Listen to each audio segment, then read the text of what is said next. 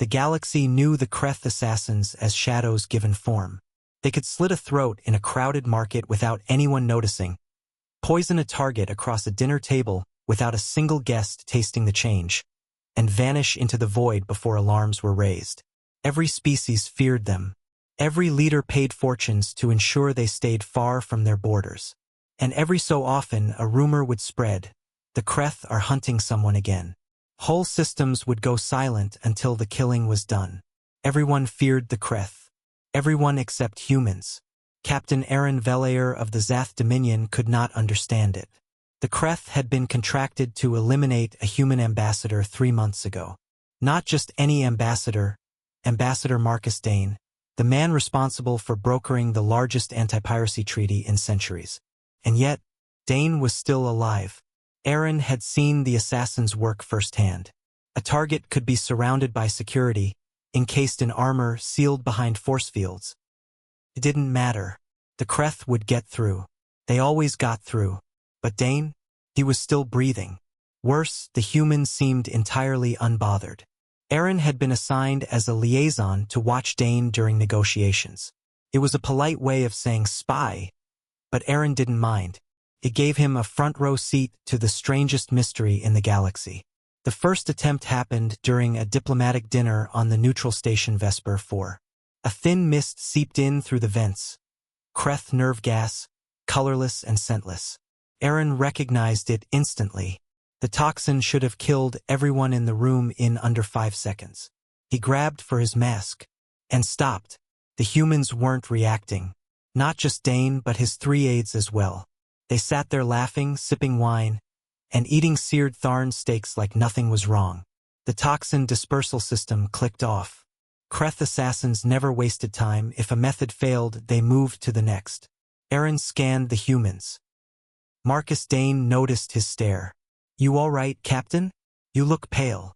Aaron muttered something about spices in the food and said nothing more. The second attempt was less subtle. A Kreth assassin disguised as a waiter slipped a blade from his sleeve. A thin shard of neutron steel capable of slicing through bone with no resistance. He struck fast, lunging toward Dane's neck. Dane turned slightly, and the blade hit something under his suit with a loud clank. The assassin froze. The knife bent. The human sighed. "You really shouldn't try that." He caught the assassin's wrist, twisted, and somehow the Kreth, a creature known for inhuman agility, was on the floor, screaming as his arms snapped in two. Security rushed in, but Dane was already back to his seat, calmly cutting his steak. By the third attempt, Aaron was obsessed. He requested every bit of intelligence on humans he could access. Their biology was strange: dense muscle fiber, redundant organs, and a skeletal structure designed to take extreme punishment. Their immune systems were aggressive enough to treat almost anything foreign as a threat. But still, this was the Kreth. Biology alone couldn't explain it.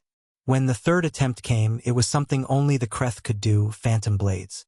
Dimensional ripples slicing through matter at specific coordinates, bypassing all armor. The weapon should have gone straight through Dane's skull. Instead, the ripple fizzled and vanished a few centimeters from his head. Aaron stared. That should have been impossible. Phantom blades ignored physical laws. They didn't fizzle. "Do you feel that?" Dane asked casually, rubbing his temple. "Feels like a mild static shock." Aaron confronted Dane that night in the ambassador's quarters. "You know they're after you," Aaron said. "Of course. And you know who they are. The Kreth. Assassins. Very good at their job." Dane poured himself a drink. "Usually." Aaron's tail lashed in irritation. "Then why are you still alive? No one survives 3 Kreth attempts, let alone 3 in a week." Dane sipped his drink. "Humans have an advantage." Aaron waited. "Ever hear of the unseen layer?" Dane asked. "The thin veil between dimensions? Some species theorize about it. Kreth use it to move unseen, to kill from impossible angles." "Yes," Aaron said. "It's how they bypass security." "Humans," Dane said, "don't have that layer. At least, not the way other species do." Aaron blinked. "That makes no sense." To them, maybe, Dane said with a smirk. But every other species has evolved with a sort of overlay, a quantum echo of themselves in that unseen dimension. That's what the Kreth target. Humans? We're anchored entirely in base reality. We're stubbornly real. Aaron's mind spun. If that were true, the Kreth's most advanced weapons simply wouldn't work. Their poisons and blades could pass through shields, armor, even flesh, but only if they hit the dimensional echo. Without one, the strike failed. That's why the gas didn't work? Aaron asked. Dane nodded. Nanotoxins in dimensional mist can't bind to a human's biology. Wrong frequency, so to speak. And the phantom blade never touched me, Dane said. Didn't exist in my reality in the first place. Aaron stared at him.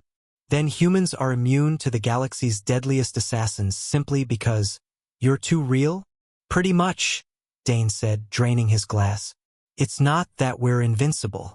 Plenty of other ways to kill us. But to the Kreth, we're like trying to stab a shadow from the wrong side of the wall. The next day, the fourth attempt came.